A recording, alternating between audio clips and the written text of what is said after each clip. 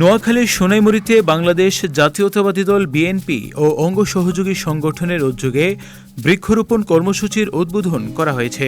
সোনাইমুড়ী পৌর বিএনপির যুগ্ম আহ্বায়ক জাকির হোসেন এই কর্মসূচির উদ্বোধন ঘোষণা করেন।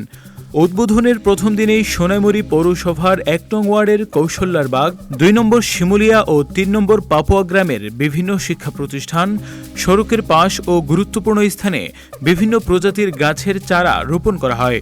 কর্মসূচিতে সোনাইমুড়ী পৌরসভা বিএনপি, যুবদল, স্বেচ্ছাসেবক দল ও ছাত্রদলের বিভিন্ন পর্যায়ের নেতাকর্মীরা অংশগ্রহণ করেন।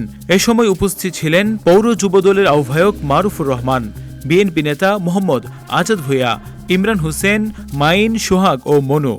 আরও উপস্থিত ছিলেন পৌর যুবদলের আহ্বায়ক মীর সৈকত, উপজেলা স্বেচ্ছাসেবক দলের যুগ্ম আহ্বায়ক মুর্শেদ আলম, পৌর স্বেচ্ছাসেবক দলের যুগ্ম আহ্বায়ক মির্জা ফখরুল, মোহাম্মদ রাজু ও পৌর ছাত্রদলের সাবেক যুগ্ম আহ্বায়ক আলী হোসেন।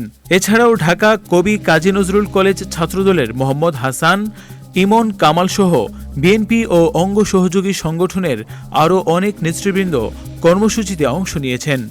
নেতৃবৃন্দ বলেন, পরিবেশের ভারসাম্যতা রক্ষা ও সবুজায়ন বৃদ্ধির লক্ষ্যে এই বৃক্ষরোপণ কর্মসূচির ধারাবাহিকতা অব্যাহত থাকবে। সোনাইমুড়ীর বিভিন্ন এলাকায় পর্যায়ক্রমে আরও বৃক্ষরোপণ করা হবে। বক্তারা আরও বলেন, বিএনপির ভারপ্রাপ্ত চেয়ারম্যান তারেক রহমান ঘোষিত ২৫ কোটি বৃক্ষরোপণ কর্মসূচি সফল করার লক্ষ্যে বিএনপির জাতীয় নির্বাহী কমিটির সদস্য মামুনুর রশিদ মামুনের নির্দেশনায় সোনাইমুড়ীতে এই কর্মসূচি পালন করা হচ্ছে।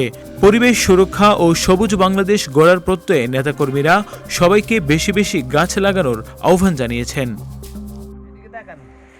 সবাই ক্যামেরা দিকে তাকান।